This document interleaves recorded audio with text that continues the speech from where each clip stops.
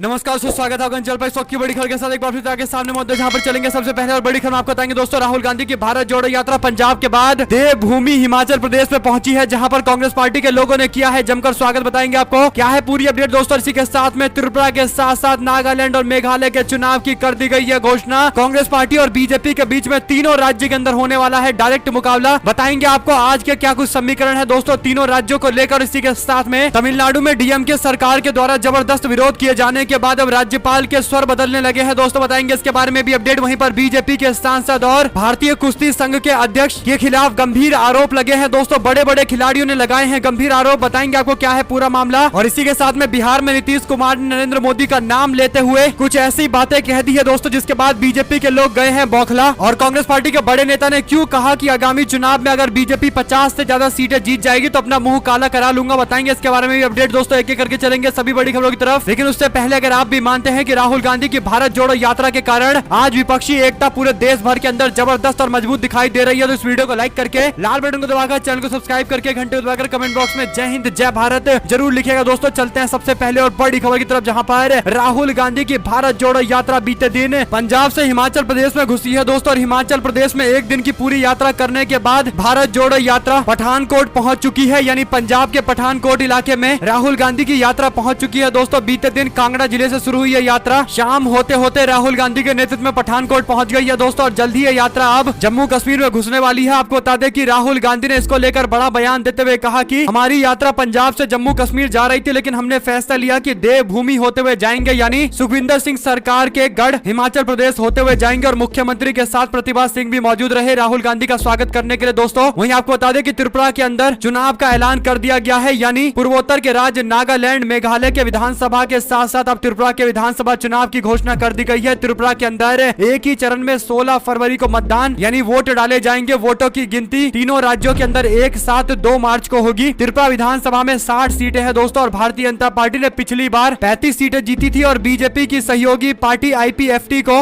8 सीटें मिली थी, यानी भाजपा गठबंधन ने कुल मिलाकर 43 सीटें 60 में से जीती थी। और लेफ्ट पार्टी की 35-40 साल पुरानी सरकार को शिकस्त दी थी दोस्तों। और उसके बाद अब कांग्रेस पार्टी लेफ्ट पार्टी के गठबंधन के साथ बीजेपी की लड़ाई होने वाली है और सीधा मुकाबला शुरू हो चुका है दोस्तों। आपको बता दें कि लेफ्ट पार्टी कांग्रेस पार्टी और त्रिपुरा पार्टी के गठबंधन के बाद एक महागठबंधन की स्थिति त्रिपुरा में बन चुकी है। और दूसरी ओर भारतीय जनता पार्टी है, जिसने अपना एक मुख्यमंत्री बदला है और हाल फिलहाल के अंदर ही नए मुख्यमंत्री बनाए गए हैं। तो बीजेपी में पहले से ही आपस में बगावत चल रहा है और दूसरी ओर इस बार महागठबंधन उनके सामने है, तो मामला काफी ज्यादा टफ होने वाला है, जबरदस्त लड़ाई होने वाली है। आपको बता दें कि टीएमसी लगातार प्रयास कर रही थी कि त्रिपुरा के अंदर वो थोड़ी सी जमीन हासिल कर पाए, लेकिन अंततः टीएमसी दूर दूर तक कहीं अब त्रिपुरा के चुनाव में दिखाई नहीं दे रही है दोस्तों। आपको बता दें कि नोटिफिकेशन 21 जनवरी को जारी किया जाएगा। नॉमिनेशन की अंतिम तारीख 30 तारीख है और इसके बाद नाम वापस लेने की अंतिम तारीख 2 फरवरी रखा गया है, यानी जबरदस्त तरीके से अब रैलियां रोड शो होने वाली है दोस्तों। आपको बता दें कि मेघालय और नागालैंड के अंदर भी चुनाव का ऐलान किया गया है, जहां पर 27 फरवरी को वोट डाले जाएंगे दोस्तों और 2 मार्च को रिजल्ट की घोषणा कर दी जाएगी। तो कुल मिलाकर दोनों राज्यों के अंदर भी काफी टफ मुकाबला होने वाला है। आपको बता दें कि मेघालय के अंदर एनपीपी पार्टी की सरकार है, जिसमें बीजेपी भी गठबंधन में है, जबकि दूसरे नंबर पर सबसे बड़ी पार्टी टीएमसी है दोस्तों, जो ओपोजिशन में रहकर मुकाबला कर रही है। तो जबरदस्त मुकाबला यहाँ भी देखने को मिलेगा। साथ साथ तमिलनाडु का नाम बदलने का कोई सुझाव नहीं है। तमिलनाडु के राज्यपाल ने स्पष्टीकरण दिया है दोस्तों। दरअसल तमिलनाडु के राज्यपाल ने एक छोटी सी बात कह दी थी कि तमिलनाडु का नाम बदल देना चाहिए, जिसके बाद इतना बड़ा बवाल हुआ था। और तमिलनाडु के गवर्नर जिस तरीके की चीजें कर रहे थे, कहा जा रहा था कि मुकाबला काफी आगे बढ़ने वाला है। और डीएमके कांग्रेस पार्टी सरकार ने भी ये ठान लिया था कि गवर्नर जितना आगे निकलेंगे, पॉलिटिकल और एग्जीक्यूटिव दोनों तरीके से लड़ाई लड़ी जाएगी दोस्तों। अंततः गत्वा अब गवर्नर कह रहे हैं कि नाम बदलने का कोई प्रस्ताव नहीं है, यानी दोस्तों बड़ा सुझाव दे रहे थे कुछ दिनों पहले, लेकिन अब गवर्नर अपने सुझाव पर दोबारा अमल करते दिखाई नहीं दे रहे हैं। इसी के साथ में आपको बता दें कि भारतीय पहलवान विनेश फोगाट और साक्षी मलिक ने कुश्ती संघ के अध्यक्ष और बीजेपी के सांसद ब्रजभूषण शरण सिंह पर गंभीर आरोप लगाए हैं दोस्तों। कहा कि वे हमें मारने की धमकी देते थे। ओलंपिक में मेडल जीतने वाले बजरंग पूनिया ने कहा कि हमारा जीवन नर्क बना दिया गया है। ऐसे में दोस्तों भारतीय जनता पार्टी के सांसद को लेकर उठाए गए इस सवाल के बाद बीजेपी बुरी तरीके से घिर गई है, क्योंकि कुछ दिन पहले ही हरियाणा के अंदर खेल मंत्री पर गंभीर आरोप लगे थे दोस्तों, जिसके बाद खेल मंत्री को इस्तीफा तक देना पड़ा था। और अब बीजेपी के सांसद पर बड़े आरोप लगे हैं और कोई छोटा मोटा व्यक्ति आरोप नहीं लगा रहा है दोस्तों, बल्कि ओलंपिक लेवल पर मेडल जीतने वाले बजरंग पूनिया ने आरोप लगाया है। विनेश फोगाट की ओर से आरोप लगाए गए हैं। ये काफी गंभीर मामला है। अब देखते हैं इस मामले पर प्रधानमंत्री कोई कार्रवाई कर करते हैं या जिस तरीके से हरियाणा की सरकार अपने मंत्री के साथ में खड़ी दिखाई देती है उसी तरीके से बीजेपी के लोग आगे रुख अपनाएंगे। दोस्तों जो भी अपडेट आती रहेगी आप तो लगातार पहुंचाएंगे। आप लोग इस पर जो कुछ भी कहना चाहते हैं लिखकर जरूर बताएगा। साथ साथ आपको बता दें कि आरबीआई ने ओल्ड पेंशन स्कीम लागू करने को लेकर राज्य सरकारों को चेताया है। आरबीआई ने कहा कि इससे हमारी देनदारी बढ़ेगी और अर्थव्यवस्था खराब होगी। हालांकि दोस्तों आरबीआई की ओर से ये जो बातें कही जा रही है इसे ठुकराते हुए विपक्षी पार्टी के सरकार ने स्पष्ट कर दिया है कि वो ओल्ड पेंशन स्कीम को लागू करेंगे। यहाँ तक कि बीजेपी की हरियाणा सरकार भी जबरदस्त दबाव में बताई जा रही है और जल्द ओल्ड पेंशन स्कीम लागू की जा सकती है। इसी के साथ में आपको बता दें कि मुख्यमंत्री नीतीश कुमार ने प्रधानमंत्री मोदी पर सीधा निशाना साधा। दोस्तों उन्होंने कहा कि नरेंद्र मोदी पिछड़ों का दर्द महसूस नहीं कर पाएंगे। बिहार को विशेष राज्य का दर्जा देने की मांग करते हुए नीतीश कुमार ने कहा कि विकसित राज्य के नेता होने के कारण प्रधानमंत्री मोदी हमारा दर्द महसूस नहीं कर सकते। पटना के अंदर भारतीय जनता पार्टी और नरेंद्र मोदी को अपने निशाने पर लेते हुए नीतीश कुमार ने ये बातें स्पष्ट कर दी है। दोस्तों आपको बता दें कि तेलंगाना के मुख्यमंत्री केसीआर की ओर से एक बड़ी रैली का आयोजन किया गया था जिसमें कई सारी विपक्षी पार्टी के लोगों को बुलाया गया था। अरविंद केजरीवाल, समाजवादी पार्टी के नेता अखिलेश यादव और अन्य लोगों को बुलाया गया था। दोस्तों इनमें से कई सारे ऐसे लोग हैं जो इस बुलावे में पहुंचे हैं, लेकिन बड़ी बात यह रही कि नीतीश कुमार को कोई आमंत्रण नहीं भेजा गया, जो साफ तौर पर इस बात को स्पष्ट करता है कि नीतीश कुमार यूपीए गठबंधन का हिस्सा रहेंगे, कांग्रेस पार्टी के गठबंधन का हिस्सा रहेंगे। इसमें कोई इफ और बट की सिचुएशन नहीं है। दरअसल तेलंगाना के खम्म में बीआरएस पार्टी की एक जनसभा के दौरान विपक्षी पार्टी के कई नेता मौजूद रहे। अखिलेश यादव ने रैली में बीजेपी को निशाने पर लिया। उन्होंने कहा कि कल बीजेपी की कार्यकारिणी की बैठक खत्म हुई है। उन्होंने कहा कि 400 दिन बाकी है। हमें तो लगता था कि ये सरकार वो है जो दावा करती है कि हटेगी नहीं, लेकिन अब वो स्वयं स्वीकार कर रहे हैं कि मात्र 400 दिन बचे हुए हैं। जो सरकार अपने दिन गिनने लगे तो समझ जाइए कि ये सरकार 400 दिन के बाद कहीं रुकने वाली नहीं है, ये सरकार चली जाएगी। इसके बाद अखिलेश यादव ने आगे और बड़ी बात कही। दोस्तों उन्होंने योगी आदित्यनाथ को निशाने पर लेते हुए कहा कि योगी आदित्यनाथ उत्तर प्रदेश के अंदर ग्लोबल इन्वेस्टमेंट समिट के नाम पर जनता को धोखा दे रहे हैं। उत्तर प्रदेश के अंदर एक पैसे का नया इन्वेस्टमेंट नहीं आया है। साथ साथ आपको बता दें दोस्तों कि बिहार के अंदर आरजेडी बड़ी कार्रवाई करने वाली है। सुधाकर सिंह के खिलाफ बड़े एक्शन लेने के मोड में दिखाई दे रही है। आपको बता दें कि आरजेडी की ओर से एक लेटर लिखा गया है जिसमें सुधाकर सिंह को कहा गया है कि राष्ट्रीय अध्यक्ष के निर्देश अनुसार आपको यह कारण बताओ नोटिस जारी किया जाता है। उनके संज्ञान में आया है कि एक बार पुनः आपने गठबंधन धर्म की मर्यादा का उल्लंघन किया है। आरजेडी के राष्ट्रीय अधिवेशन में सर्वसहमति से प्रस्ताव पारित किया गया था कि गठबंधन के मसले पर और शामिल दलों के शीर्ष नेतृत्व के संदर्भ में सिर्फ पार्टी के आदरणीय राष्ट्रीय अध्यक्ष अथवा माननीय उप मुख्यमंत्री तेजस्वी यादव बात कर सकते हैं, कोई और कोई बात नहीं करेगा। आपने लगातार इस प्रस्ताव का उल्लंघन किया है। आपके बयान लगातार उन ताकतों को बल देते हैं जो संविधान को रौंद कर न्याय और सौहार्द की पैरोकारी को समाप्त करना चाहते हैं। आपके आपत्तिजनक बयान देश प्रदेश और आरजेडी के एक बड़े वर्ग को आहत कर रहा है। राष्ट्रीय जनता दल के संविधान की धारा 33 और नियम 22 के तहत आप कृपया 15 दिनों के अंदर यह स्पष्टीकरण दे